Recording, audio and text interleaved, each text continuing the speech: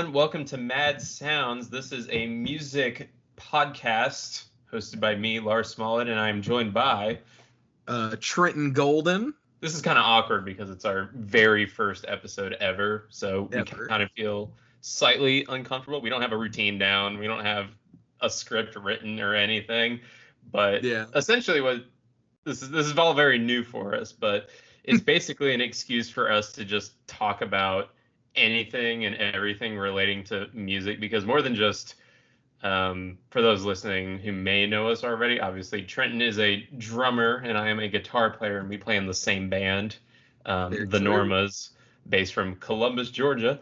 But we just talk about music so much that it only made sense to, it was actually your idea to want to do this for so long. Yeah, because most of the time whenever we play shows together, we just sit and nerd out about what we've been listening to or what we love or what we hate, mostly about what we hate in music.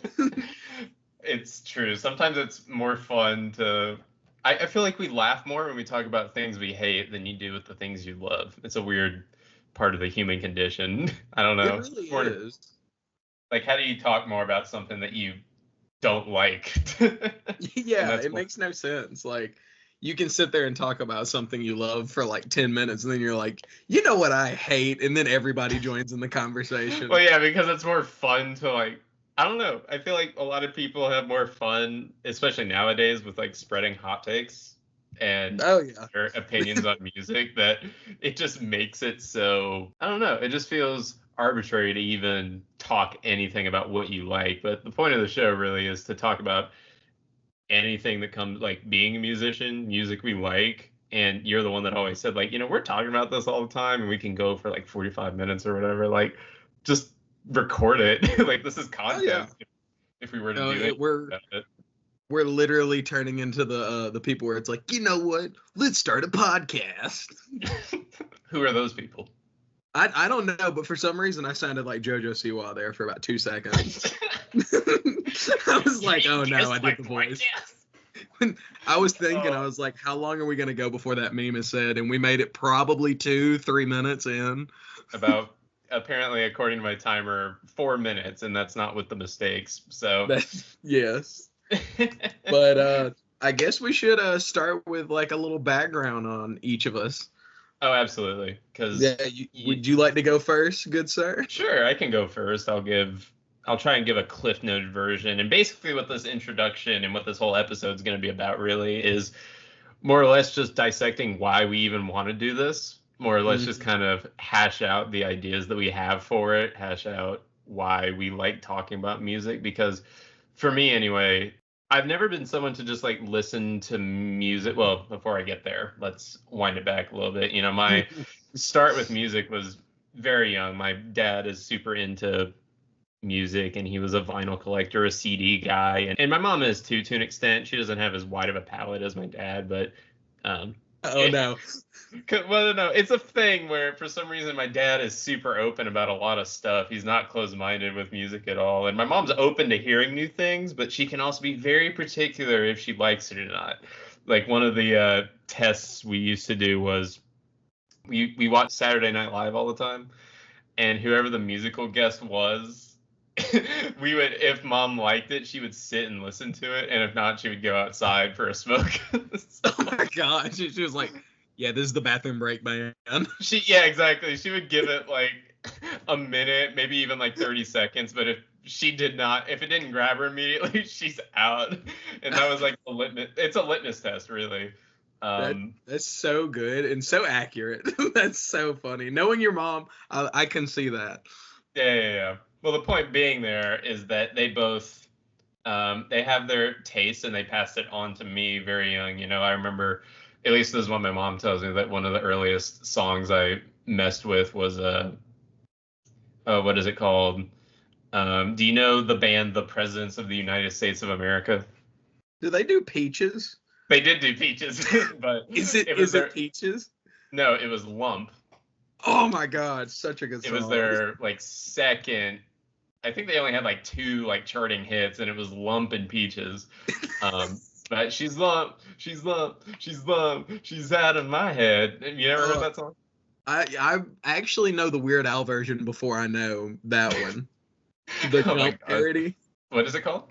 It's Gump. He's like, it's Gump, it's Gump, it's Gump. He's on a bench. It's like so good. Oh, like Forrest Gump. Yeah, it's Forrest Gump. No. Bubble Gump Shrimp House, you know. That was so good. I have no Dan. I was like, why is he gumping? He's on a bench. All right. It was that makes sense. That's pretty good. Anyway, so they made like a little mixtape of songs, and that was one of the ones on it. It was like 4 songs. And ever since then, I, had heard basically anything that they would put me onto, whatever was on the radio at the time. And because my dad is a rock fan, he turned me on to a lot of, hard rock, metal music. I remember a particular moment we were sitting at my, by my uncle's pool in Florida, which sounds so Florida. yeah, that's the most Florida thing. And but there was like a cool rock station on the radio, and Avenged Sevenfold's Nightmare came on, so you can. Oh my gosh! Right, and he was like, "Dude, check this out," and he like turns it up, and I'm just like listening to it, like this sounds cool, and he was like, "This is gonna become one of your favorite bands." Oh my god! No choice, youngin. No, it was true though. They did, and I basically fell in love with the guitar because of bands like Avenged Sevenfold. I think Sinister Gates is probably like if I had a guitar hero. I can't play like him at all, but he was the guy that was like, I can pick that up, which is funny because I actually wanted to be a drummer first. Oh gosh! But then I got in a skating accident and I broke my ankle, so I couldn't kick, the drum because I was going to a summer camp to play music. Yeah. Like you go for 2 weeks, learn 3 songs and play them in front of people. That's wild. And I busted my foot, so I couldn't kick, so they gave me a guitar instead. And so were you doing a kick flip and then you couldn't kick? Basically, it actually wasn't even skateboarding, it was rollerblading. This guy just rolled over my ankle and fractured it. It was God.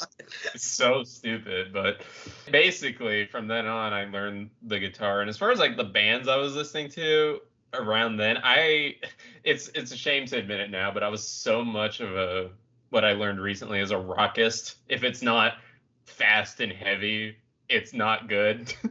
Okay, so doom metal is banned. I believed in anything that had drums, guitar, and shouting vocals because I thought that meant more talent than pop artists, basically. Okay, so if I heard anything remotely electronic, I brush it off as just oh, that's bullshit. That's not real music. Sample pad, you're like, I'm out of here. I gotta go. Yeah, exactly. But I missed out probably on so much music because I was which is funny too, because one of the earliest bands I loved was Coldplay. Oh, brother. It's not even fast and loud music, but I'm their Milo Xyloto album was one of the first CDs I remember ever buying myself. So good. That's one of my favorite albums by them, and I still stand up for Coldplay to this day, even if they're Target music, whatever. Yeah, but only Viva La Vida. That's the only one I'll stand for. That one album or the one song? Both. No, The Scientist is good too. Yellow's alright. Okay. Yeah. Well, anyway, obviously I grew up and I started listening to more stuff. I started hearing alternative music, and then I became a big alt kid. And then alternative blends the line so much between musical genres. Then I started finding out that what's hip hop have to offer, and electronic music, EDM stuff, and from there it just spiraled out. So I hate to say that I'm this guy, but I really am the listen to everything guy. As cringy as it sounds, where it's I'll listen to anything, but it's true. In my opinion, there's only 2 types of music, and it's what you like and what you don't like. Screw genre. As far as I'm concerned. But anyway, I've rambled on. That's kind of my brief story with music and what I fell in love with. Also, I forgot to mention that a lot of my early hard rockist roots come from watching WWE, and the theme songs were always these anthemic rock rock songs like Oh man. Breaking Benjamin and Shinedown and things like 3 that. Days Grace. Yeah, exactly. So that stuff's always gonna have a soft spot for me, even if I hear it now and I'm like, this is kind of dated. Oh yeah. Like you hear Diary of Jane and you're like, oh yeah, I was there. I still think Breaking Benjamin slaps. They've been gone for so long. I'm waiting to see what they do next because by the last time their album came out in like 2018, I want to say, it's been so long that I'm like, am I gonna like what they do next? I have no idea. Like Like it's I've crazy grown so much. that they released pre-COVID, like a few years pre-COVID is crazy. I'm sure the pandemic put some wrinkles in their clothing, but it's been longer than that at this point. Like that COVID was the time where people were making music. They just keep touring and touring. So yeah, when are they gonna get in the studio? Oh yeah, endless music was happening. I'm hoping a double album. Oh dude, that would be crazy. A double tour. Benjamin. Right for 20 songs or something. Oh yeah, Breaking Benjamin and Creed duo tour. I'd throw my wallet, man. Throw my wallet. Okay, I think that's the perfect segue into your story with music because I think you'll be the one. I don't know. Actually, because of fucking TikTok and Instagram, Creed's had such a resurgence, this late career explosion in popularity. Oh, it's crazy. But no, I guess my musical background / upbringing is a very twisted, strange story. I grew up in like Alabama, the middle of nowhere, a town of like 1,000 people. But my family has always been I don't know how to say this actually. My dad grew up as a breakdancer and would breakdance in Atlanta. Yeah, I know. Wait. So he would go to clubs and he would be paid to breakdance. Yeah, he would compete in like competitions. Oh wow. Yeah, his Can he still bust? Step grandfather owned a pool hall in Auburn actually, and he drove a big old Cadillac, like a 1966 Cadillac that was built like a tank. But he grew up listening to bands like the Stones and Grateful Dead, Allman Brothers. But when he got into his teenage years, he became a huge fan of Falco. So what is that? Oh, you Rock Me Amadeus. Oh, okay. yeah. You were like, bro, what? I've never heard that name before. I was like, yeah, Falco the player, or what are you talking about? Yes, he did keep me listening to jazz music. No, but he became huge into club music and like a lot of the stuff in the 80s when he was growing up. He was really big into all the 80s like synth heavy pop stuff and like Culture Club, Boy George Michaels. But my mom at the same time was growing up in the same town listening to bands like Alabama, Creedence Clearwater Revival, and then Garth Brooks when he came around. My mom like proto country rock bands. Yeah. And then when like the 90s country scene really blew up, she was all about it. But so I get all my country roots from my mom and all the hip hop and like 80s pop from dad. Okay. Yeah, that's fair. Yeah, my dad's now a huge dubstep fan. So like now. Dude, he saw something in Skrillex and you know it. Dude, he missed the Skrillex craze by like 12 years. He's like, this guy's pretty good. He was showing me Bangarang the other day and was like, dude, have you heard this? I was like, oh yeah. His favorite song is Astronaut in the Ocean. But anyway, yeah, let that one sink in. But I grew up the youngest of three, and my sister was a huge Buck Cherry fan. I mean, biggest Buck Cherry fan around. She was also a huge Florida Georgia Line fan, Luke Bryan. And I did not like any of that. I thought Buck Cherry was decent, but I did not like pop country. Like bro country, I hated as a kid. And I thought there was nothing better than Top 40 on the radio when I was a kid, until my brother put in a mix CD that he burned that had bands like Disturbed, 3 Days Grace, Five Finger Death Punch, Korn, and that was foundational in like I remember early 2010s. hearing 10,000 Fist by Disturbed, and I was like, what is this? I was like, I've never heard guitars like this, and I had no musicians in my family, but I was like, something about this music is good. I don't know what it is, but I also grew up going to a Southern Baptist church where it was gospel music all day long, and one day the music director when I was 12 was like, hey, you juggle, I'm sure you can play the drums. And I was like, I have no idea how to play drums. So they put me up there for a service to play like 12 songs that I had never played before, and I bombed bad. I was playing out of time. I was hitting the toms. I didn't even hit the kick. I was like, gong, gong, gong, gong, gong, gong, like horrible. So I went to Spicer's Music in Auburn. Shout out to a great music store. And a guy named Tyler Wallace was like, hey, we actually play the hi-hat in music. And I was like, oh, what is that? And he showed me the ropes, and he sent me down a path of like indie alternative, reggae, and a lot of Alanis Morissette. Like, oh my gosh, like. Now that's ironic. Yeah, that's ironic. But now, skip ahead. I've been playing drums for like 12 years. Real? And it is absolutely insane. One of the finest drummers I know. Oh my God, you're too kind. You're one of the finest guitarists I know, as well. Pish posh. Pish posh. This episode just became us jacking each other up. Gravity twisted. Every metal show, there's always one person who does what. You'll just be like, the band will end like a great song, and it'll be dead silence, and all you hear is, grab his dick and twist it. And it's like, there it is. True story. Oh, dude, every Cannibal Corpse show, everyone I've been to. But the song is about shooting blood from your cock. It's so good.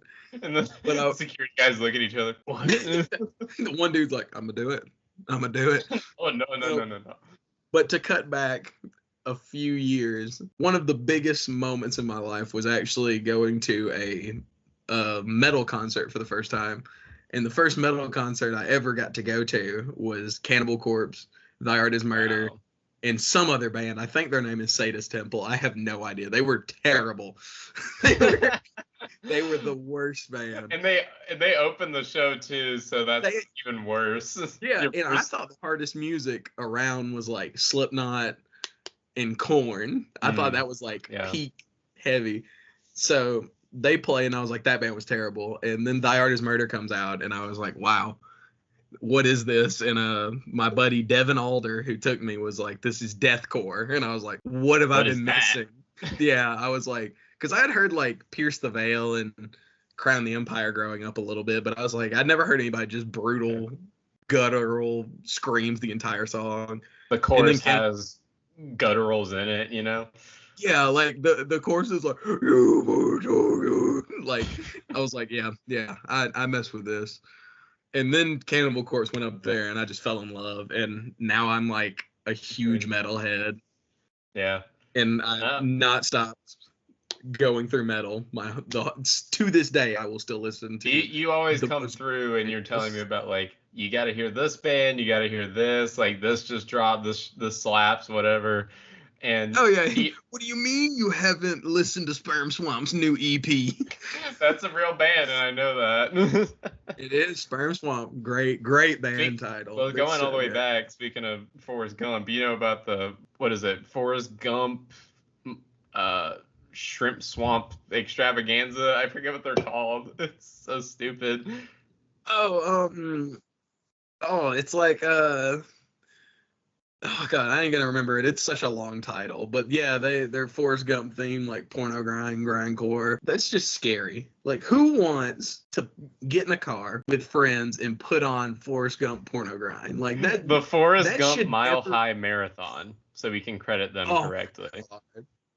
That's and then there's moments like that where you're going to be listening to this podcast 10 years from now. Somebody's going to find it and they're like, I'm going to see if that band's still around. And they've won 2 Grammys. Like, they're actually killing it, dude. They're the biggest band in Fort Lauderdale, Florida. They're actually best new artists this year. Oh, God. Right next to Glass Animals. Oh, man. Well, the Grammys are messed up anyway. Like, I remember, like, for the longest amount of time, well, not even the longest amount of time, I can't remember what year it was, but I've been done with them for a while, ever since they started basically using it as a vehicle to push artists rather than, but you think that's what it's supposed to be, but it's more or less celebrating a year in great music. But they cut out so many of the categories to make room for performances and skits and obviously all the product placement that goes into corporate award shows and all that stuff, which I get it. It's fine. It has to be there, but like they just so alienate so many genres. And I'm not saying they need to have like best liner notes because people will tune off. It's all about ratings. They need the ratings, but I've always felt like, oh, the metal and rock categories, even some of the alt categories at this point always go to the like pre-show. And it's like so much harder to find it. And the part that I really hate is like I kind of wish they would add in categories about musicians and stuff, like studio musicians and stuff like that, like people who are like actually like making this product. I know that like some of the smaller award programs, like they have like best drummers and like best guitarists and stuff like that. I forget what they're I think they're like publications maybe, but I can't remember them off the top of my head. But yeah, I feel like more than anything, it's really whatever the most popular is. That's what the Grammys are going to nominate anyways. Oh yeah. And it's also hard when, you know, you want people to watch, therefore you're going to nominate people who are huge so they can tune into the show to see their favorites win. Oh yeah. The most publicly safe and acceptable artists. Oh yeah, like when Luke Combs and Tracy Chapman played, so excited. I love Fast Car. I love Luke Combs, and I love Tracy Chapman. Hey, you know what? You stand by that, and I appreciate it for you. That's in Lars terms. Like, no, that's awful. No, I don't like the cover necessarily, but the song is good. And I don't think Luke Combs is like a terrible like singer or player by any means. Not my brand of country necessarily. I think he falls into a lot of cliches. You know what's interesting? I was thinking about this the other day. Country music seems to be like one of the few genres that doesn't have as many evolutions in the history of music. At least none that I've studied. It seems to be like, yeah, you stick to your chords and sing about the same things. And there's no like. Hey, every time they talk about that tractor, I will cry. What about the tractor gets you choked up, you know? Well, you got to put the choke on to get the tractor to start. Okay. That's going to go over all you city slickers' heads. I ain't even going to lie. So when you're like cranking a tractor and it don't crank, you got to pull the choke, flood a little bit, and then put the choke back in and then crank it. I'm choking up right now thinking about it. Oh my God. Jesus Christ. Yeah.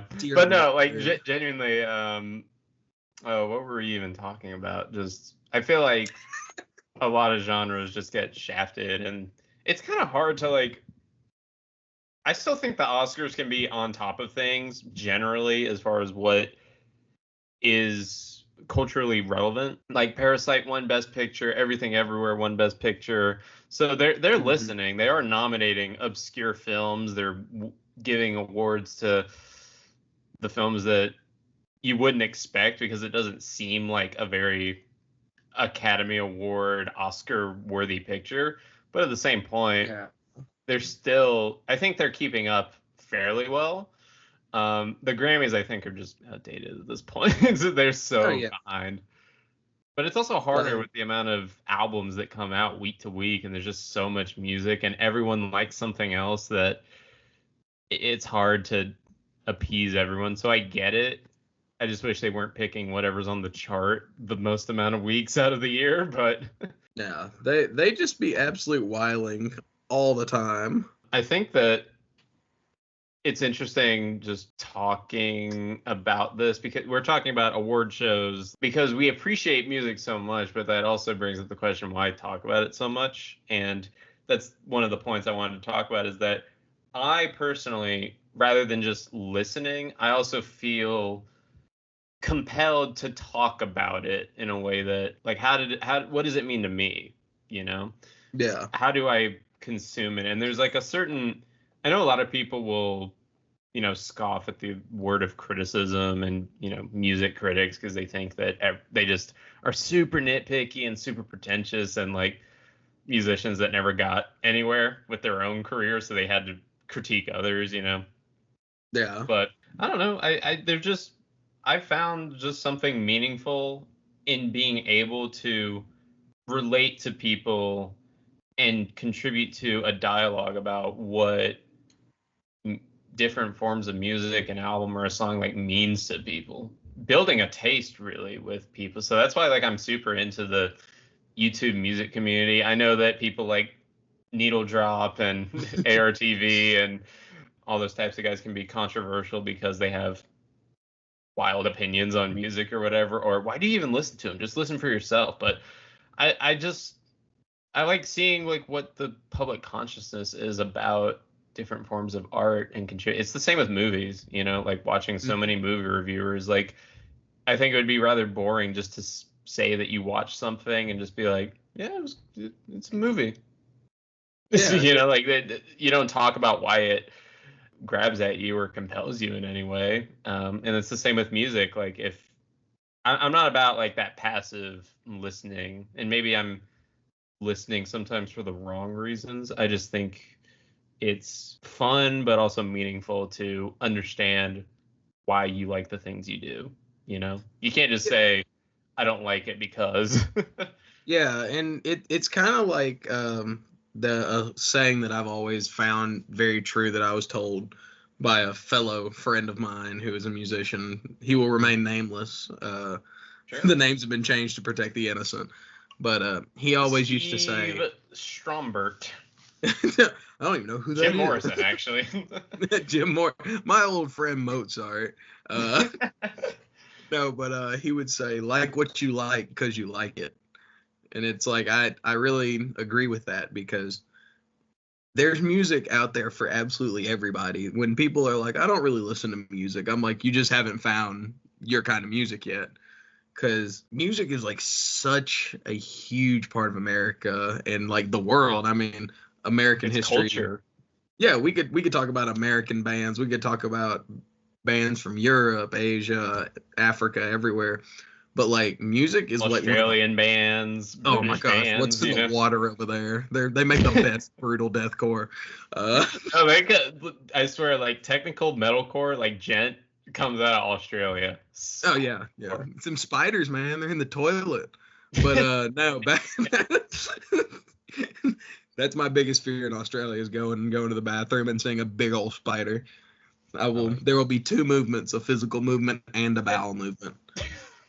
I mean, that's a fear of mine too. Just like, without looking, like sit down and before I know it, without going into too much detail, you know what comes next. But anyway. Yeah, roll tide. Like, but no, they will roll in my tides. But they're gonna tide your roll. But we could talk about all these different places of music, but music is one of the few art forms I feel you can go a lot of different directions with, because it's like when you go to a museum and you're looking at a painting and you're like, okay, I see this, and then you talk to someone else and it's like, oh, well, I see this. Music is a lot like that, but the difference between like physical art and art that you're producing with sound is that you can bend sound and do all these crazy aspects with sound where you're very limited in the physical world, is what I personally believe. I feel like you can do a lot more sonically than you can using like your eyesight. I'm trying to think of another smart word to make myself sound more pretentious. Like sensory. Yeah. And music is just so good. And like I nerd out about this. Music's so good, direct quote. Let me tell you why I love music, man. Which is what this whole show is gonna be about, really. But that's the point, you know. Yeah, like we're passionate about what we play and what we listen to. We're absolute nerds, you know. Yeah. Like you can hear it in my voice, and I can hear it in yours. Like we get giddy when we start talking about. Yeah, we sound like geeks, and I know that some people will be like, "What are they, like 12?" But you know, I don't know. I'm still, you know, finding, and that's part of the other thing that I love so much about the discourse around music is that it turns you on to like so much new stuff. Yeah, it turns me on. It turns you on, and it turns you on. But, you know, like, even if, you know, someone reviews an album you've never heard of and you just start reading, and before you know it, you're like, I want to listen to this, you know, just to see what they're talking about. If it's a hyped album or if it's something similar to another band you like, before you know it, you could, I mean, at least within a year, I can find like 5 new bands that I'm obsessed with, you know? Definitely. And that becomes like part of my catalog of things to listen to, because number one, there's so much of it, and number two, why limit yourself? I've always wondered sometimes, because like I think everyone can fall into the trap of like, if you love something so much, you're like, I'm going to blast just one thing. This is what I'm hooked on at the moment, which is fine, and I agree, because I've had stints where like I find a song and I listen to that like for 2 weeks, like every day, like 3 times, you know. That is me with Espresso by Sabrina Carpenter. Right, but like, and this is also another point, is that like no matter how big it is as a song, because that's like the song of the summer as far as I'm concerned in popularity, if it's as big as that, or if it's as underground as what's another artist that like no one would know about. Hold on, let me think. I'm going American String Circus with their breakout song. Hold on, this is so unknown that I can't even remember it. But American String Circus and their song Switchblade. Okay. I thought that was the whole title of the song. Yeah. Like, hold on, I don't know. Yeah, wow, what a title that would be. Like the old emo song titles. Oh my gosh. Any Suicide Boys title. Is that true? Do they do the long song titles? Dude, my favorite song title goes to them with their title. If self-destruction was an Olympic sport, I would be Tanya Harding. That's so good. It's so funny, but the song's really good, actually. Yeah. I think one of my favorite long, like sentence-long song titles has been Fall Out Boy. I slept with someone in Fall Out Boy, and all I got was this dumb song written about me. Oh my gosh. I don't remember that song, but that's a great title. It's so stupid, but I think it's so funny. It's on and that's, you know, speaking of that was the time, and there's so many like time periods to envelop yourself in. I mean, we had nostalgia for like what, the late 2000s, early 2010s, that turn of the decade. Just what was popular then, and obviously now we're more aware of what's going on, so now we see the turn into the 2020s just with music these days, where it just seems like a mess culture. Like no one knows what we like listening to right now. There's no defining genre. Yeah, it's like you could pick like 5 genres, and even then, like they're kind of genreless sometimes. Like it's kind of become just a melding pot, which I think is great too. I think at this point I'm kind of done with. I like the idea of categorizing like with genre. I think it's important because it can inform someone as to like, hey, this might be for you or it might not because it's the style. But at a certain point, when those genres become so blended, it's harder, you know, try and sell someone on it. So you just listen for what it is. Yeah. No, I get that completely. Music sometimes can just be like noise, and you're like, I don't know what to call this. Is it experimental? And depending on what kind of sounds it is, well, I hear EDM in this, or I hear trance music. There's so many subgenres now that it's hard to even pick up on what it is exactly, and people get so worked up about that sometimes.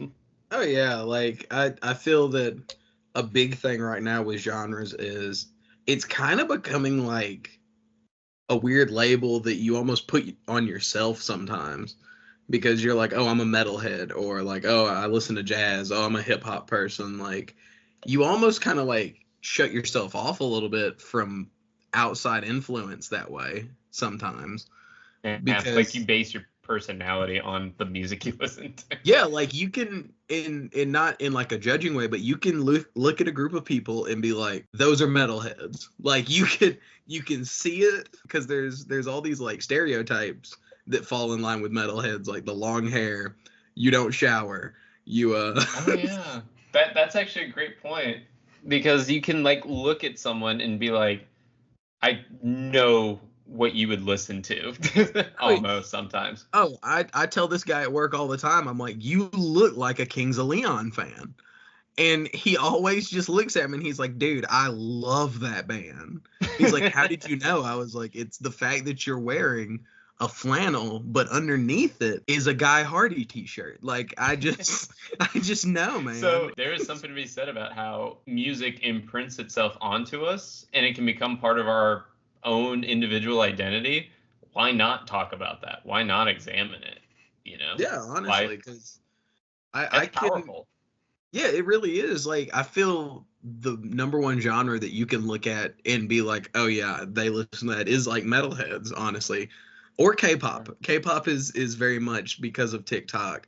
You can definitely see somebody and be like, you listen to K-pop, and there's nothing like wrong with like listening to those genres. It's just weird that like it takes over your life without you even really realizing it. Like when I started listening to metal, I ended up wearing only band shirts. I started wearing black skinny jeans, like Vans and Converse. That's it. Like you and me being metal guys, we had those eras. You know? Yeah, metalcore kid style with the beanie, bro. That was dude, beanies. Like I remember there was like I want to say it was like 3 years straight. I was like so into beanies. I had to get a beanie at every show I went to. Oh yeah.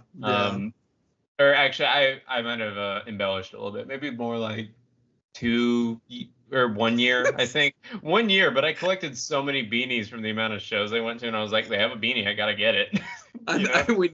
When you said that, I thought you were like, oh, like 2 every show. I was like, oh my god. No, not buying 2 beanies every show. Now I limit myself at shows when it comes to merch. Yeah, mainly because I just don't. Also, I don't need it. You know. Oh, it's pricing for me. I'd be rolling up at the Giz shows, dropping $200, and then crying about it. Damn, that is true. Oh, no, man. But I do think that music is so powerful that it imprints on you, unlike really any other art form. Like it just kind of like takes over. I mean, same with you and same with me. We have posters and vinyls on walls, like. It quickly becomes like an obsession in a weird way. That's true. I feel like people view like a movie or a TV show as like entertainment. I don't know if anyone like calls music necessarily entertainment anymore. It's almost like its own thing, really. I'm not even sure what you would call that. I mean, it again, going into categories, it's an entertainment because it's something you listen to enjoy. Something that can inspire you or whatever, or something you enjoy, but it also is a little bit more than that. Yeah, definitely. It's very strange too that the way music works, because like when you hear it for the first time, you're like, oh, that's good, and then you'll like listen to it a little bit more, you'll start to like learn it, and you almost like treat it like a religion sometimes, because you'll like literally die on a mountain defending a 3-minute long snippet of music that you're like, this is the best thing ever written, and somebody's like, no, it's not, and you're like, well, I'm gonna fight you for that. Like I've had more arguments and fights over music than I have absolutely anything else in my entire life, which should not be the case. And I was like, I'm just so confused at how music can like make you great friends, but it can also make you some evil enemies. Especially again, I keep going back to like public consciousness, because that's just what social media is. It acts as what is perceived as good and bad. that the amount of people that will absolutely hate on something, and then the amount of people that absolutely love on something. So you feel like you're listening to the wrong things or the right things based on what other people tell you, which, you know, for better or worse. I do feel bad in some ways for artists that are just lampooned all the time because they're just trying to make stuff that they want to enjoy, even if it's not received well. I always try to empathize with an artist in that way, because I feel bad that they tried putting something out and no one liked it, and if anyone did, it was a very few amount of people or whatever, you know. Yeah. And when you talk about bands that get hate on a lot, there's always the one band that people love to talk about and love to hate. But I know for a fact that I will die on the mountain of saying they are an incredible band. Those are the boys at Nickelback. I thought you were gonna say Creed, but it fits both categories. Dude, the Canadian darlings. Oh yeah, they're so good. And going back to what you said a while back, if I don't like something, I love to understand why I don't like it.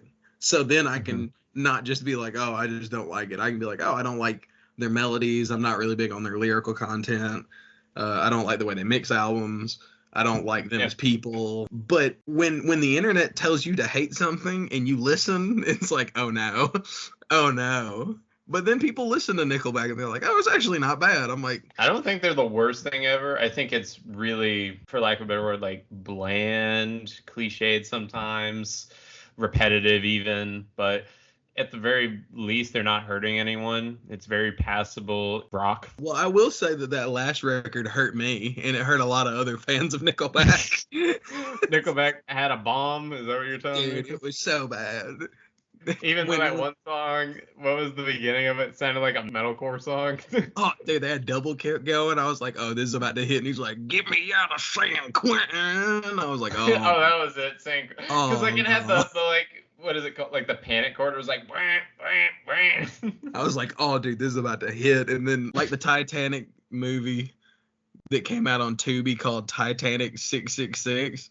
It went down. And it went down on fire. No, there's a movie on Tubi. Shout out Tubi. It's like the third Titanic movie, and it's in their like horror section, but it's called like Titanic 3666 or something. I knew for the longest time there was a Titanic 2. I didn't know there was Titanic 3. It's like 4 or 5 of them, dude. What the fuck? You need to get on the movie watching. What are you doing, dude? I just discovered that there's what movie is it? There's so many sequels to, actually no, just scrolling through Tubi, there's just the amount of, you know, the Asylum, like those, oh god, yeah, that production company that has a title that's like so close, blockbuster IP, and they try to twist it into something else. It's so funny. Instead of Transformers, it's Transmorphers. But like the font is like almost the same. Yeah, and then the covers are like so much saturation on them. It looks like a Five Finger Death Punch music video. It is so bad. Like, it looks like the game Quake on Xbox. I mean, it is. I won't lie. I used to go hard with some 5FTP, man.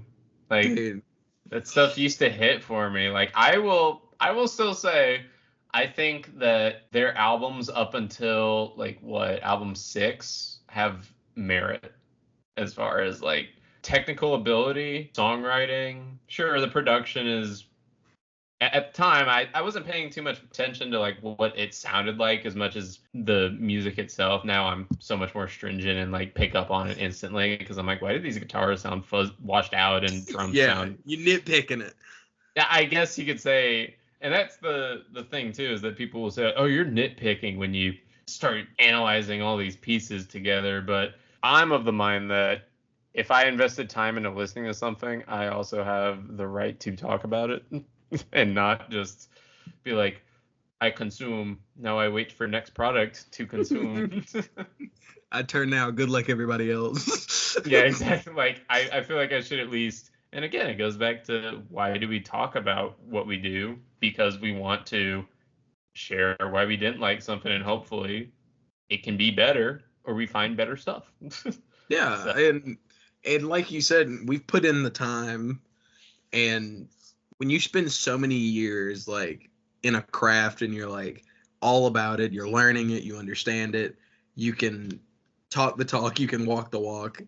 Listening to music as a musician is a good thing and a bad thing because you get to enjoy all the good parts and you're like, oh, that was a really interesting riff, or oh, that's a cool drum beat. Oh, you hear the mix on this, like the way they panned it, you can hear it like swishing from left to right. But then like the bad part of it is you're almost listening too hard. You forget to like actually sit back and enjoy it because you're like, oh, I didn't like the way that sounds. That was a terrible transition. Oh, that fill messed up. And I notice it especially when it's like you're going to see live music because everybody else is like having a beer, having a good time, and you're just like staring at the musician playing, and you're like, oh, I have the same cymbal setup.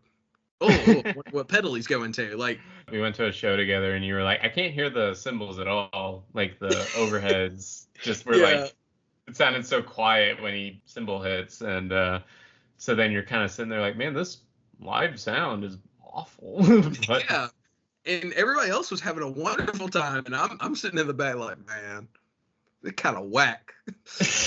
A gift and a curse to be a musician that also loves to listen to music, because there's a part of you that wants to just sit back and take it in, but you can't help but also, again, it goes back to nitpicking, but I don't think it's nitpicking to, I can also acknowledge that like sometimes like, oh, there's like a little sound effect I don't love, or this transition I don't love. And, you know, it's like any other piece of art where it's like, I'm not sure about this and that, but like the overall experience still works for me. Unless those things pile up and it's like, I can't ignore it. This bothers me too much to. Yeah. Saint Anger Snare. Like people be like, I love Metallica. And I'm like, I can't get past that album and like 4 other albums. But like, I just can't get past that album.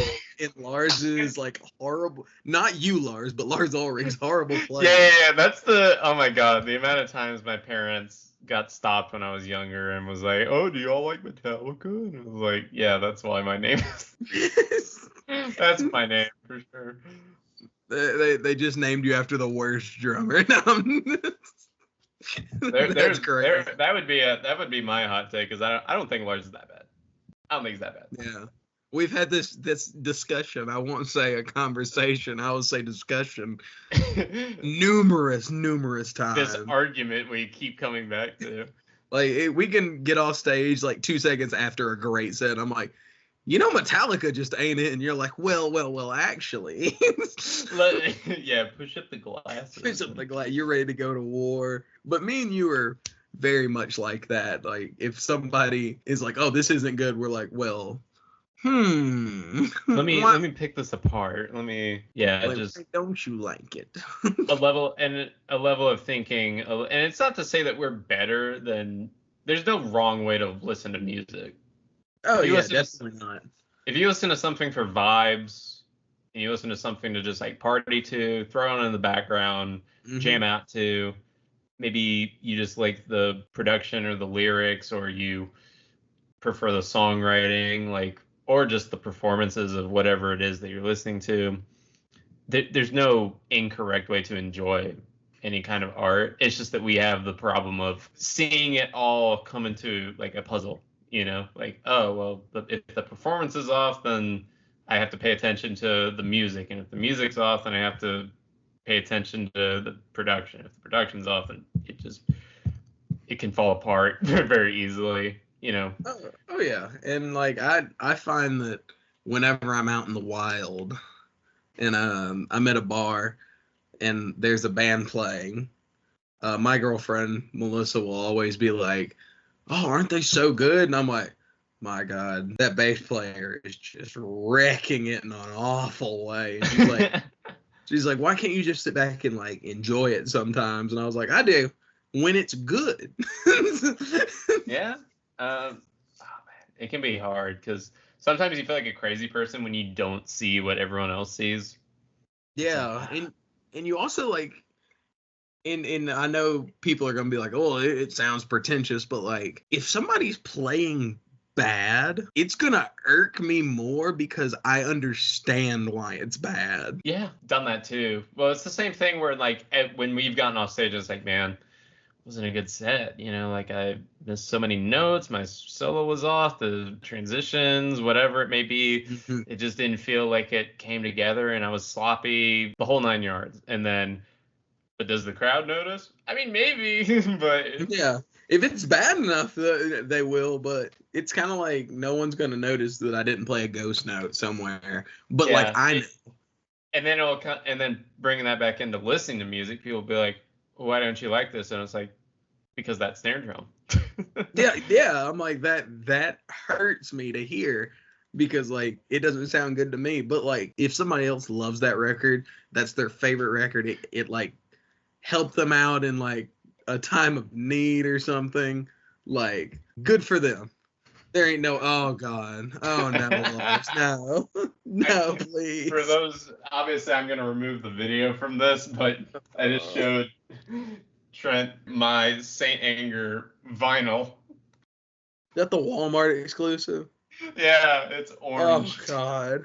He Dude, bought that snare at Walmart too. He did. That's the Pioneer Woman snare drum, bro. That sounds so bad. It sounds like a pissed off bumblebee. It's so funny because you were talking about like, yeah, you know what? If you like that album and that helped you, and then I hold it up and it's like, oh no. I saw you turn away. I was like, oh no. Oh no. There's only two things it could be. What was the other one? It's just gonna be anything by Periphery. As I have the entire Periphery collection down there. I know you do, you deviant dog. You absolute What is it? What is your disdain for Periphery? I can't remember. Is it just, do you think they're pretentious or? I don't know. I cannot get into their music because something about it just makes me like. Do you think it's like corny or? I just get bored. Interesting. Like I feel like their songs don't really go anywhere for me, but I do like their song Omega actually. The what is it their longest? I'm trying to remember. It's close. So. It's like 8 or 9 minutes long, but it's no. It's like 17, dude. Yeah. I'm listening to the radio. You shortchanged it a bit, but I only listen to the latter half. I actually like that song. I haven't listened to it in a long time, but I remember in a band that I was in previously, they would play that song all the time, and I was like yeah, live good. They would play it, or like in the car and stuff. In the car, no, God, no, we weren't playing. They played it like you would have to learn the drum part. That drum fill where it's like. Yeah. I'm like, oh my god. Oh, at the very end before the breakdown. Yeah, where he like. It sounds like he goes through like 14 times. I'm like, dude, what? Yeah. It's so good. It's funny because I'm trying to because my girlfriend Vienne, she obviously she knows I'm a Periphery fan and she's sweet. She almost tried buying me show tickets, but it didn't work out. And I've been telling her about like, oh yeah, I love Periphery. They're up there, and she's like, and I tell her about like, yeah, they're. Side A of their one album is just one song because it's 17 minutes long, and she'll just be like, there's no reason for a song to be that long, and I'm like, no, but it's like such a journey, it's an experience, and she's just like, no, I'm gonna tell you that there was a point where like this part did not need to be in the song. She's the person that thinks that Freebird is an unjustifiable length. I mean, that is holy territory. Like that is. That's like questioning the Bible, my guy. To say that the 9 minutes, 10 minutes? I don't even remember, man. I love me some Skynyrd. I saw them live when they played that song for like 28, 30 minutes long. 9 minutes. Oh, it's 9 minutes.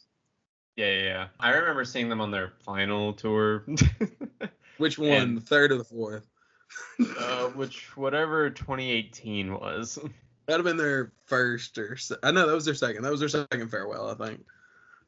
What were they calling themselves? They were saying they were the last of the street survivors. That was the name of the tour. Yeah. I got my tour shirt in the back. I have my Atlanta shirt too. It's got a big peach on it. But I saw them in Florida on a beach. I was really drunk. Absolutely, like on a beach. It was Pepsi Gulf Coast Jam. Yeah, it was wild. It was a wild experience. Oh man. Oh, would you say what's the wildest show you've ever been to? as far as just like the crowd, the experience, location, just like it's not a typical concert to go to. Or maybe it hit you in a particular way that I would say there's two shows that really come to mind. One was seeing Guar in Napalm Death. That was just like unhinged chaos. For context, Guar is a metal band that dresses up at, what would they call themselves? Like they're dinosaur cavemen. They are scumdogs of the universe. Scumdogs of the universe. Very theatrical. Oh yeah, they're like Kiss if Kiss was good. Like in other news, Kiss sucks. Beth and I Was Made for Loving You are their only two good songs. You don't like Detroit Rock City? You don't like... I saw them on a headline show in Louisville, Kentucky, and I left one song in. I was like, this is not it. What did they open with? What was it? They opened with I Was Made for Loving You, so I was fine. I was like, all right. I didn't need to see it, yeah. So anyway, so back Chief to and Guar. Dustin dipped out. Back to Guar. Yeah, no. Guar and Napalm Death. Napalm Death killed it.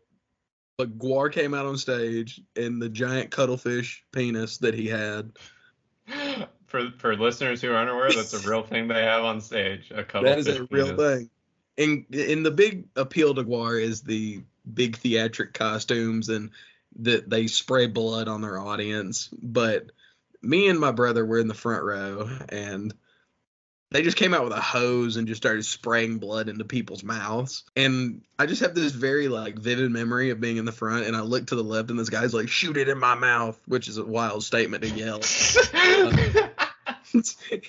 Crazy thing to say after. Crazy thing to say in a crowd of mostly 30 to 50-year-old men. Crazy statement.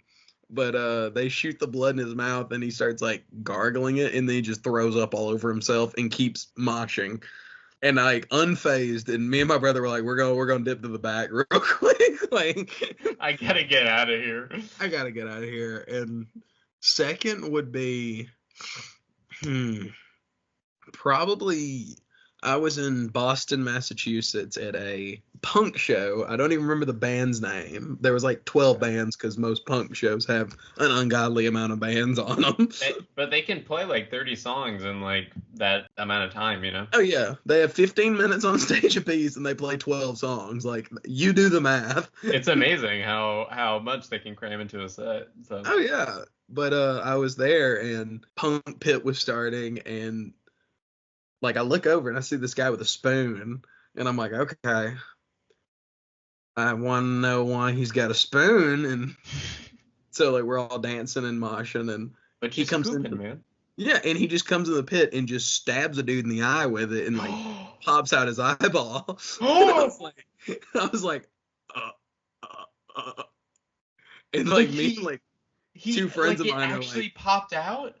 Yeah, he just ran in there and just ice cream like marble slab, Ben and Jerry's, Bluebell scooped this boy's eye out, and like, oh my God. He just gave it. He just took that thing like. Did he kill him? What the fuck? I have no idea. Like, we did. You have no idea what happened? No. So like, did you see his eye like out of his? Oh, dude, he flung that thing out like it looked like a grape going across the room. I was like, pure fear. Because I was like, yep, this ain't it. This is not it. That almost makes me never want to go to a show ever again. Dude, I'm telling you. Are you kidding me? Me and two friends of mine are driving back, and we're like... half traumatized. Yeah, like, there's no words being said. And there's just this part where we're, like, stopped at a red light. And he goes... And I'm like... So, ice cream?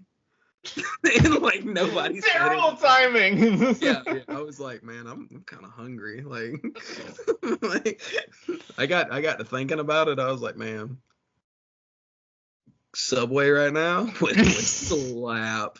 But no, those are probably two experiences. The fact he said ice cream after a guy got his eye scooped out. I'm one of those people that like if something really awkward or really terrible happens, I try to like lighten the mood. But it always comes out as like very inappropriate joke time. Like nonchalant, like it didn't happen. Like if I'm at a funeral or something, I'm like, yeah, that casket's moving. Like nobody needs to take me anywhere. Like you're I'm a the worst menace. person. Yeah, like, and I do it unintentional. I feel like that's just me. Yeah. I mean, you spend enough time with me. I'm the guy at concerts you're one of that just the nonsense. I call you the rascal with just how the craziest stuff. Not even like crazy stuff, just like I just hear the stories. I don't even see it. I just hear about it. And I'm like, how are you still walking sometimes? I ask like, myself the same question every day. no, apparently your mom, when I've talked to her, like, yeah, that's my wild child right there. He's Oh yeah, I'm the crackhead. Eventually, we'll have to tell people about your circus days on the show. Oh gosh, yeah, no, then we're gonna have an explicit content warning for that one. This episode's not for the faint of heart, and we won't be disclosing any names. This is the views expressed only by Trenton Golden of Trenton LLC. Yeah, all of our head clowns are gonna come looking for me. We need to do one of those interviews where we like put you in the dark and alter your voice so no one knows who it is. With like the warbled voice. Oh yeah. I'm just gonna be like, so Quack told this, and then everybody's gonna know immediately it was me. Everyone was doing stuff. The like robot voice. There I was in a rolling car. There was mayo everywhere. The mayo story is unreal, but dude, hey man, Slaw Club. If anybody from Circus Life is listening, Slaw Club for life, baby. We can't disclose the circus name, of course, but no, absolutely not. No, if you know, you know.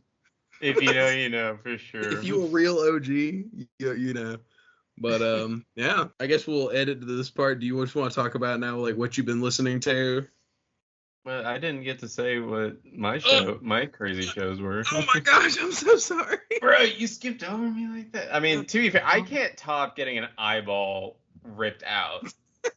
No, let's hear it. What's your craziest concert experience? The crazy concert experience. I mean, I can't top that, of course. It's not going to come close, but it was more just, I think one of the most impactful shows I've been to. It was in 2017. I saw Architects for the first time, and so good. Yeah, they were touring the All Our Gods Have Abandoned Us album, which is one of my favorite records of all time. It's so good. So good. Phenomenal album. But point being, I was really excited to see them, and I wanted to, and it was at the Masquerade in Atlanta. Shout out Masquerade Atlanta. And it was like my first show experiencing like a general admission like crowd. Like I had been to like heavy shows, I'd been to alt shows in like arenas, like I had seats, so I always felt comfy. I'd never been like in an open pit basically with finding a spot, staking out and waiting with a bunch of other people. Everyone's on the floor looking up at the stage at the same perspective. And it was all like the same price ticket wise. It was basically like first come first served as far as where your quote seat would be at the show. And I remember it was Architects, Straight from the Path, and Make Them Suffer. Crazy bill. But I remember people were into Make Them Suffer and Straight from the Path, and they were enjoying them. But then I turn around and I noticed like the amount of people. This was before the Masquerade even like remodeled to like have the second level to it with the higher roof. Yeah, it was literally like it was like a boxed room, it was tiny. The shipping container. It looked like I was in a microwave, Oh my god. But I remember I was on the left side of the stage in front of an amp, and I'm not wearing hearing protection the entire show. I'm at the barricade, and then Architects comes on. The crowd goes crazy. They start playing their first song, and people just start like pushing up to the stage and like going like jumping and like waving their hands, going crazy. I've got like people like on my back as I'm like jamming out in front of it, giving it hell. And I'm like, number one, I just love Architects' music and I loved the show, but also just that crowd experience everyone was excited to be at that show, Like there's something joyous about how people, this wasn't just like a, hey, this band is cool, let's go to their show and sit in like row 100. Everyone is here and everyone's enjoying this band because they love that band. They love these songs and they're going crazy hearing their favorite songs literally in the smallest room possible, because I think it's also something that we can take for granted sometimes when you go to a concert and the musician themselves, like it's not an actor, like they wrote these, they're on a stage performing for all of us. Like, that's crazy, So yeah, it's a weird thing. It's like seeing Picasso paint a painting in real time, or right. Well, it's curious because, like, sure, it's a concert and it's entertainment. You buy tickets to it, you have seats, you can get concessions and souvenirs and all that stuff. But like, there's the artist on stage doing their thing, and it's always funny when people, oh, I don't like the song, I'm gonna go to the bathroom and whatever, and I'm like, I don't know. I don't use the bathroom too much during shows because I'm just like, wow, I'm in awe of seeing a musician that I am aware of, that I like, seeing the band members actually on stage, no matter how close or how far away, actually performing in front of me. It's like that, I don't know, I guess you could call it celebrity worship thing where it's like, oh my God, in person, like this is crazy. But I remember when I used to watch music videos and then I see them on stage and I'm like, oh, they're real. Like, obviously. Yeah, because you see all these like posts on Instagram and album covers and artwork and stuff, and you're like, oh wow, they're like 20 feet or like a quarter of a mile away from me. Like, it's like that's them, those people that you follow and admire. There they are.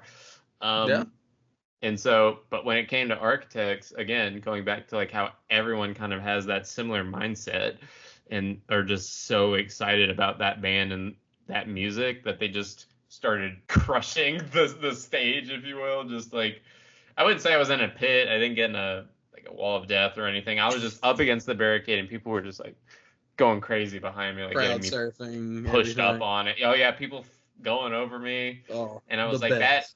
that energy was, especially for my first time being there, unforgettable. In addition to just loving that band too.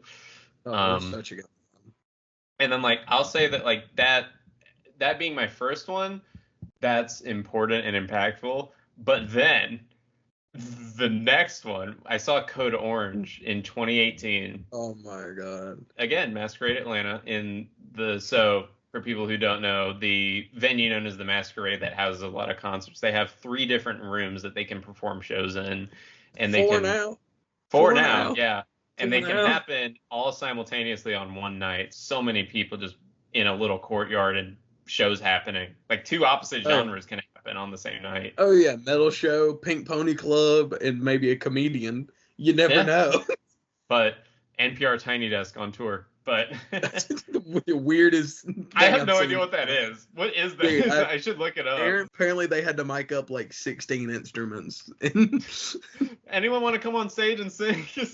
Yeah, I was like, dude. But anyway, so I saw Code Orange at the very front with my old man, and yeah, my dad loves Code Orange. My wife, my old man. But we were at the very, very front, and he just had a feeling. He was like, considering the shows we'd been to, I mean, you know how the crowd can get. Oh yeah. Especially at like a hardcore metalcore show of the type. So he was like, you know what? If we want to go to the front, I'm for it. I'll just put on my old pair of glasses in case they get broken. And I was like, so smart lad. I'm wearing contacts. So it was actually them and Show Me the Body, which is a band that you recently fell in love with, right? Banjo beat down, bro. So good. Yeah, and another band called Vane. Have you heard of them? I don't think so. I think if you like Knocked Loose, you'll like Vane. But oh yeah, I mess with some Knocked Loose.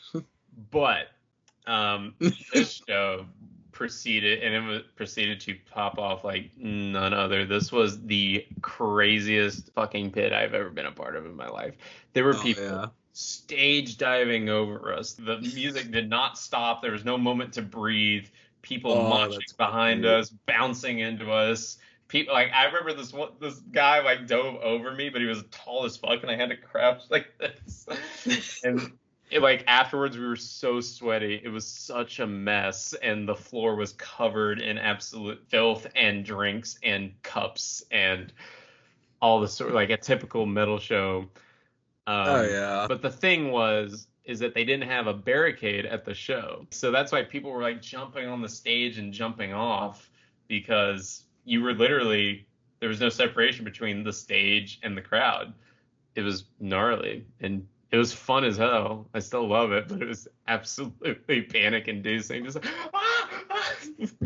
yeah, you were fighting for your life.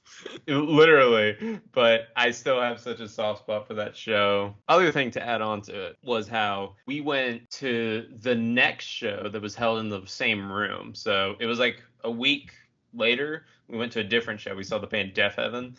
Such a good band too. Yeah. We didn't go for the floor again. We decided we'd go up in the upper balcony part because it's all GA, of course. But it was the immediate consecutive show after the Code Orange show. And when we got to the Deaf Heaven show, we noticed that they had implemented a barricade. No. And so I guess either something happened that we didn't see, or they saw the effects of that crowd at Code Orange and went, we need to get some protection for the stage. You live and you learn. It was funny. It went, so that show taught them something. Oh yeah, hardcore shows always teach venues that like you think it can get crazy, but it can always get more crazy. Yeah, I saw something on Reddit one time, or maybe on YouTube. Someone said that a vocalist was instructed not to bark at a metal show. Like they're a hardcore band, and hardcore now has barking. Oh yeah, I love it. Yeah, and they were like, don't bark because apparently it instigates people in the crowd to just like start fucking up the infrastructure of the venue, and it's funny. As someone who listens to a lot of Kubla Khan, I would agree to that statement. You just hear a bark and all of a sudden, I'm gonna go to work, you know? Yeah. I mean, it's like Honeycutt always says from Kubla Khan. He's like, it's put your nutsack on your shoulder. It's time to get to work, baby. Like, I agree. Joe. It's so good. Like, Kubla Khan is one of those bands. No matter how many times you see him live, it's the most dangerous war zone to be in, and I can't think of a better place to be. For sure.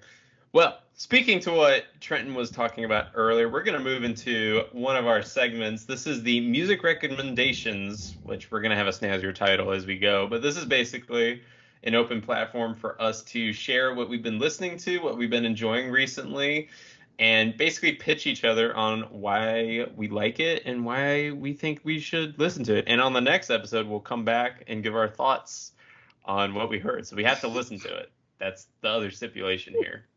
That so whatever good you can torture me or you can enlighten me, however you want to go about it. So you do the honors. What do you got for me?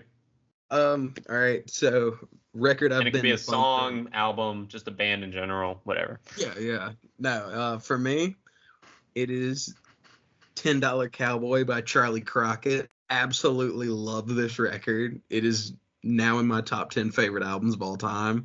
It is just absolute incredible old school country, like Marty Robbins, Willie Nelson hybrid. Charlie Crockett opened up for Willie Nelson and Tyler Childers a long time ago and has slowly been building up. But $10 Cowboy is just his greatest album. It is. Is this a new album or is this It came out I want to say like end of April of this year. Okay, sweet. Yeah, and I have not stopped listening to it. I have burnt myself out on it almost. It is so good. I mean, it is a no-skip album, in my opinion, which is very rare. Very, like, Nashville Underground. Oh, word. Yeah, which, for those of you that don't know, Nashville Underground is, like, country, but a little darker in lyrical content, and sometimes can be distortion on guitars, and if not, very good lap steel. Super. $10 Cowboy, Charlie Crockett. I have it in my notes over here. So good. All right. What about you, pimp? I'll jam it and then I'll get back to you on it. Anyway, so for me, I'm going to go with an album that came up very recently that I've been absolutely obsessing over. The album Smile by Porter Robinson. Ever heard of him? I don't think so. No? Okay. So he still is in some ways an electronic music artist, an EDM guy like in the early 2010s doing like rave music, club music, and then he slowly started becoming like more singer-songwritery, but with techno elements to it. He took a long break in the 2010s between his first album and his second one. He went through a big writer's block, came back with his 2021 album Nurture, which is beautiful ambient album. But then this new one, he gained a lot more confidence in himself, and it's almost like a mixture of hyperpop and emo and pop punk with electronic music. Ooh. And it's so fucking addicting. I love it so much. He learned the guitar, he started playing with that. It's immaculately produced, and lyrically it talks a lot about his position as a musician, bearing the weight of having fans and like what he wants to talk about. It's an intimate listen, but it's very fun to listen to. Kind of goes for that happy sad motif that I love so much in music, where it's like it convinces you with its sound, but can hurt you with its lyrics. And literally, I think it's also a no skip. It's one of my favorite albums of the year. But yeah, Smile by Porter Robinson. Yeah, genuinely check it out. It's so good. I can't stop listening to it. I can't stop. I will be bumping it all week now, top to bottom, whole record. It's 10 tracks, 40 minutes. Won't be disappointed. And it's so replayable. Great cover art on it too. I just looked at it. That's pretty wild cover. When you see the Crockett album, you're gonna be like, yeah, this is a Trenton record. Let me $10 Cowboy Charlie Crockett. Here we go. Is that you? The white jeans and the beautiful Western Wrangler vintage long sleeve is just beautiful. I think that's what you want to be, isn't it? Oh yeah, I want to be a $10 cowboy. No, this is pretty good. Well, there you have it. A couple albums for us to listen to, and on the next episode we'll discuss and break down what we thought of each other's recommendations. This is hot dookie. And this shit sucks, dude. You're like, you know what? We're not doing the show. Your music taste is too bad. No, I mean, again, half the point is for us to just talk about music, but again, sharing stuff we like. So, how about that? I'm also learning a lot about you by what you listen to, because we've talked about music before, but I feel like recommending music is such a personal thing to people. Yeah, so it's like, I remember, oh man, when me and my girlfriend started talking, she would like send me songs, and I was like so nervous about like sending her anything, because like, oh, what if she doesn't like it, you know? Like, yeah. What if she doesn't like this Periphery song? Well, I never sent it. So that's the other thing too, is that I always felt like my taste was so fringe that I didn't know what to send people. Like, what would they like? What would they listen to? You know? Yeah. And she encouraged me to like, listen, even if I don't like it, it's a part of sharing stuff. You know, share whatever you want to share. Don't do it because you think I'll like it or whatever, even though that's what I did. Yeah. I was like, well, I can't go too hard and heavy, you know. Oh, yeah. I remember I made a playlist with her one time, and I put like 60 something songs in it. She asked me to make a playlist because she was driving a long ways, and I just filled it with so much music. And she never finished it, I don't think, but I don't know if there's a you thing too. I get scared whenever someone's like, when they pass the aux in a car. Yeah. Oh yeah. Absolutely terrifying. Oh yeah. I just put on like the most unhinged music possible. Like, I'll either listen to Caravan from Whiplash, just to weird people out, or You Know Miles or whatever with his song Indiana Jones. You Know Miles, let's go. Indiana Jones. What the fuck you mean? But no, I feel like the recommending music to each other is good, and whoever's listening to this, maybe you'll find a new favorite album this way, or a new artist. You never know. Yeah, I mean, because if you love something, you want to share it everywhere. So I'll do my best to always, if I like something, even if it's like not someone's bag, I'll be like, you gotta listen to this. You gotta try. You gotta do it, man. I'm done with ham sandwich, bro. Like, I'm done with trying to, fit someone's mold. I'm just like, just listen to it. You'll love it, bro. Yeah, exactly. Because I think we know a few people that it's like, I only listen to the shittiest music of all time. Not that it's shit. Names, but well, it's not even shitty music. It's just like, do you have any other taste or? So, have you ever been on Spotify? Man, you just all about that vanilla. You just want that straight vanilla wafer, don't you? Oh, bro. Stale ass. You roll up in the gas station, you get $10 on Pump 6 and a Coca-Cola. Like, and then you roll out and say, I've had a good day. You go to the radio station that plays Top 40, and you go into your 9-to-5 job. You go home to your 2.5 kids. And what's a half kid? Like, not. It's the dog.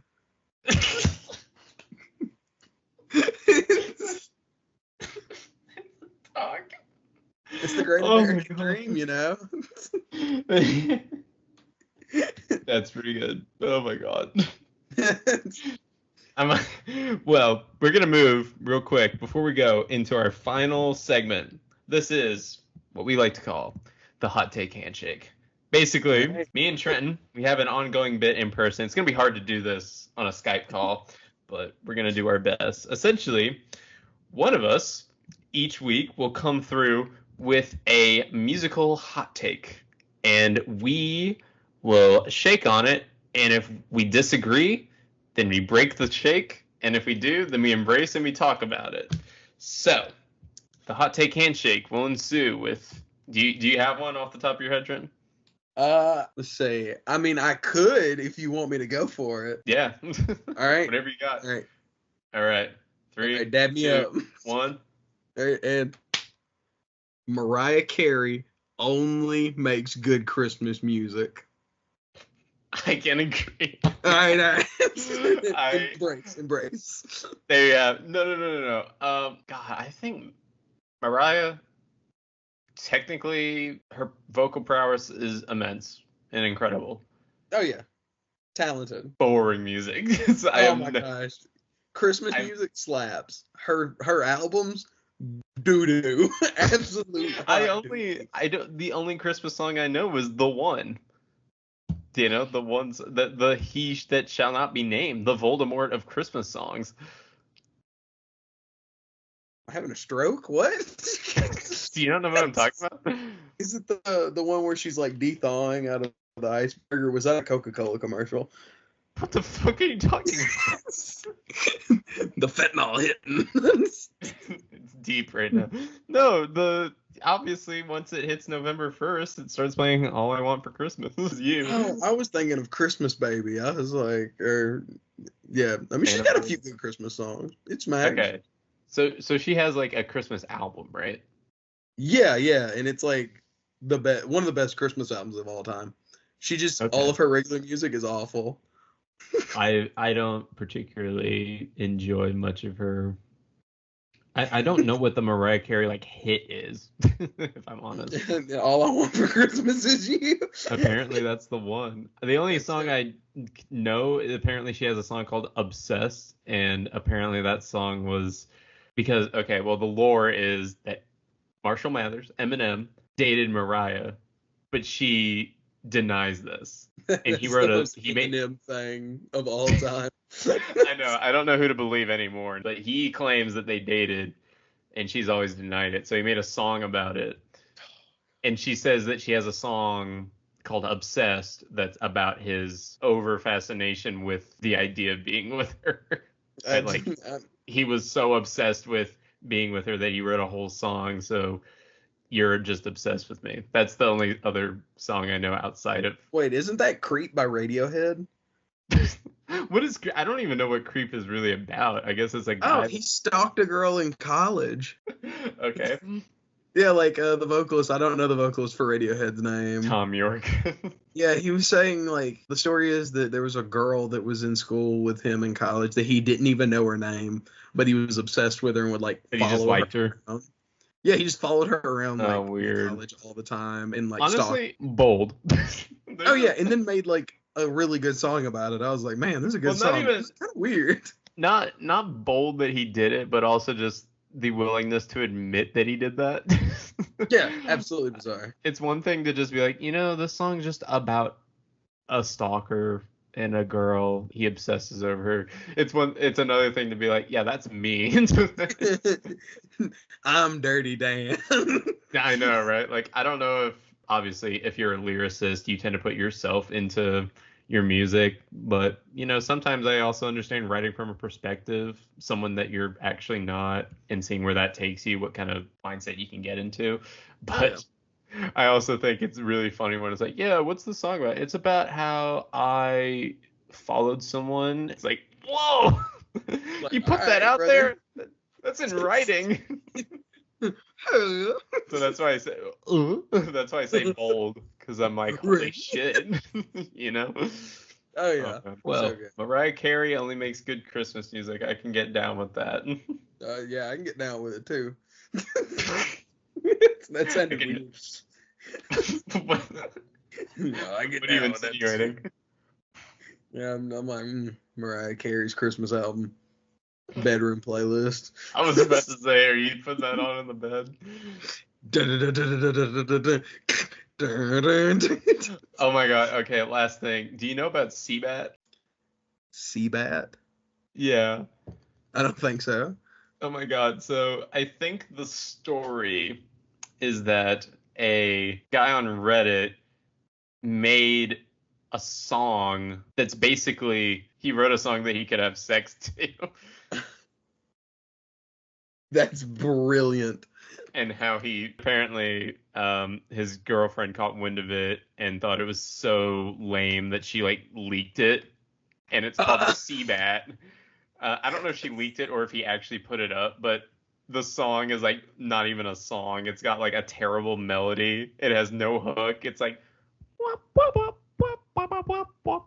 and everyone is like, how do you fuck to this? Because it's so stupid. Like, also, like, so us being like, yeah, Mariah Carey's music's awful. Us, when a guy's like, I made songs that have sex to, we're like, true art form. The great.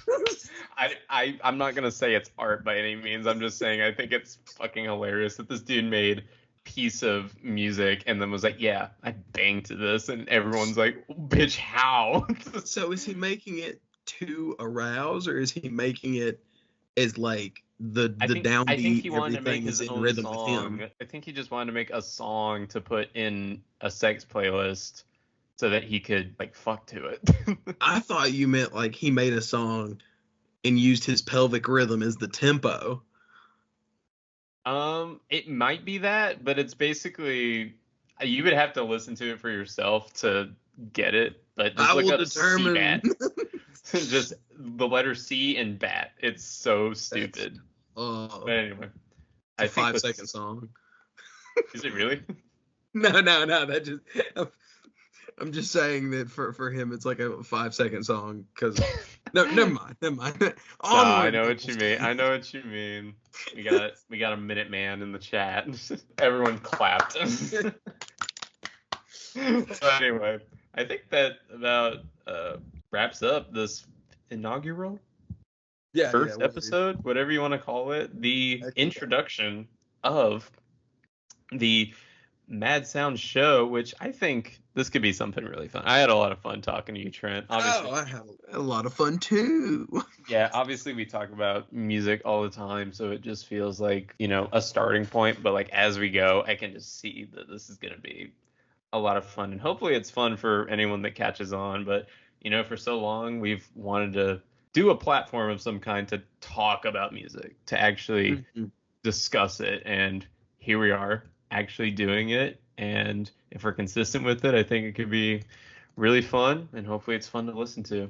So I appreciate you for joining me on whatever journey we're about to embark on. I appreciate you for letting me bring the gasoline for the troller motor. For what? Boat term. I don't vote, but that makes absolute sense for you. Well, anyways, to anyone listening out there, thank you so much for listening to this very first episode. My name has been Lars. And I am Trenton. And we will see you next time. Peace out. Deuces.